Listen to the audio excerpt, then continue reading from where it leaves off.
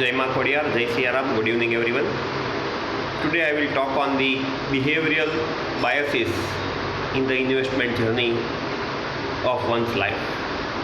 So the very popular book, The Psychology of Money, notes that investment returns are functions of two things or two variables. One is risk, other is luck.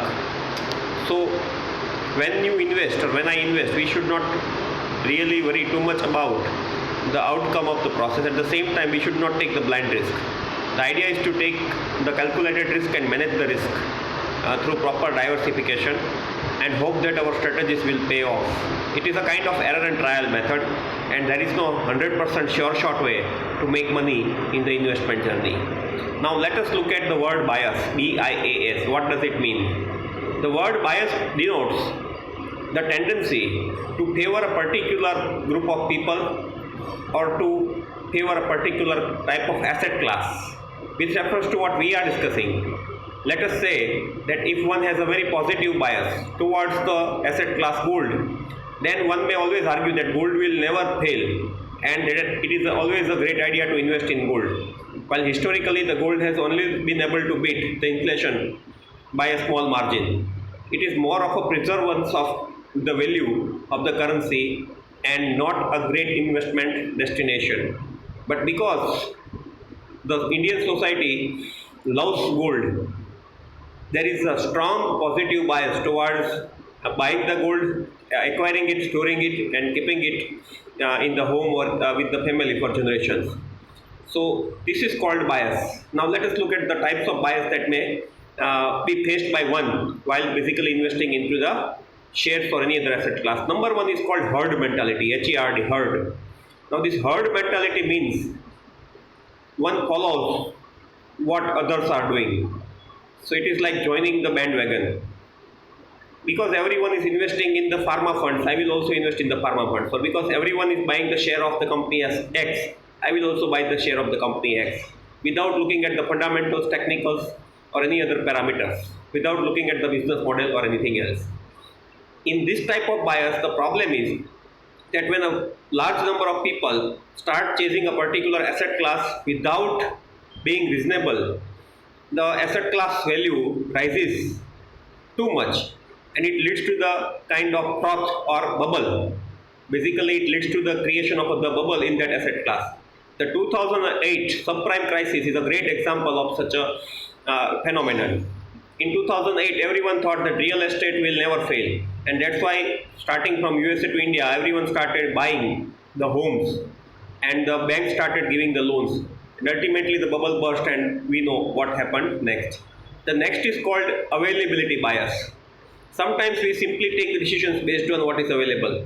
For example, if I want to invest into the shares which give high dividends, then I will go to the Google type and basically ask Google that list the shares which provide the highest dividend, and it may throw some 10-15 names and I start investing in them without looking at the other things like the fundamentals of the company, the dividend track record, the consistency of dividends, profits, earnings, valuations, ROA, ROE, ROCE, etc.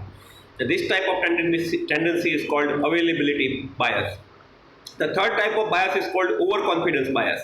Now when you say or when I say that I am 100% confident, it has been well researched into the behavioral psychology that I am only 70 to 80% sure. When I say I am 80% sure, I am generally 50% sure. So when we become overconfident about our choices of investment, it leads to wrong decision making. It leads to the choices of the investment asset classes where the risk may be too high.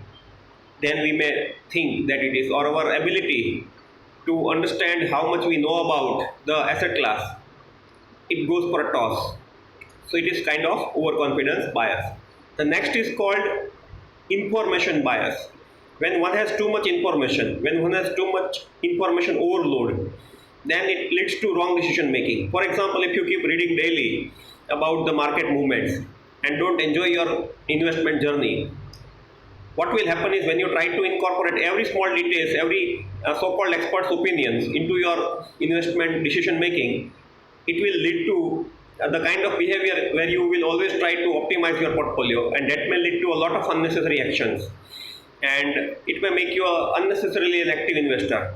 And historically, it has been well proven that passive investing generally beats the active investing, at least in mutual funds. So, when one accesses too much information, one keeps tracking a lot of movements of the market, one unnecessarily becomes active and may sell off for the profit making shares or may end up buying the wrong shares of a company. The next type of bias is called, just let me refer to loss aversion bias. In loss aversion bias, the example goes like this: that if I give you a choice that would you like to accept 10,000 rupees or would you like to take a chance that if I toss a coin and if the coin, for example, falls on the tail side, I will give you 50,000, otherwise you will get zero. The other choice is you will simply get 10,000 for not choosing to toss the coin. Then most of us will basically go for the first choice and accept the 10,000. And not taking risk is the biggest risk. And that may not allow one to optimize one's returns from the one's investment journey. The next is called home country bias. Now, for example, India only represents 3 to 4% of the capitalization of the world markets, world share markets or equity markets. But still, most of the Indians would invest their 95 to 98% of the money in Indian market. The same is the fact for the people investing in US market, US investing in US market, British people investing in England, or Australians investing in Australia.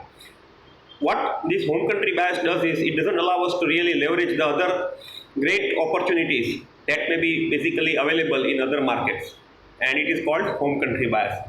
The next is called hindsight bias. The hindsight bias is a insight, HINDSIGHT. The hindsight bias is a tendency to attribute the success of a decision to one's ability after taking the decision in a wrong way.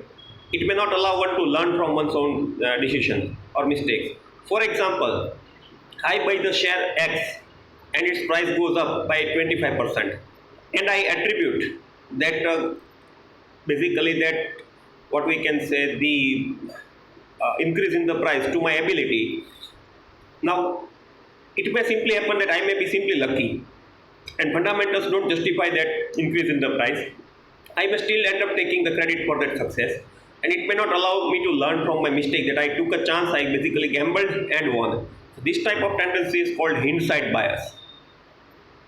The next is called oversimplification bias. Now, what we do is, because our brain doesn't understand a lot of complex things, it simplifies everything and then it forces us to take a decision. For example, because the company X has got an order from so and so customer, or because the company X has got a new CEO, its share will rise. Or because the summers are coming, the prices of all the AC companies will rise. That type of simplification basically is an effort to simplify a very complex phenomenon. Price of a share is a function of so many variables that it is not possible to make an equation out of that easily. But because we do not understand, or our mind doesn't, our brain doesn't understand, or is not able to comprehend the complexity, we tend to oversimplify the things, and that may force us to take the wrong decisions. And probably this is the list that I would like to share today. I will make another video with the other biases in the future. I hope you liked this video. And the best way to deal with this type of biases is to keep observing your behavior, keep learning about them, and making sure that one does not repeat the mistakes that one has made in the past. Thank you very much. Good night. Jai Mas Kodiyar. Jai Siya Ram.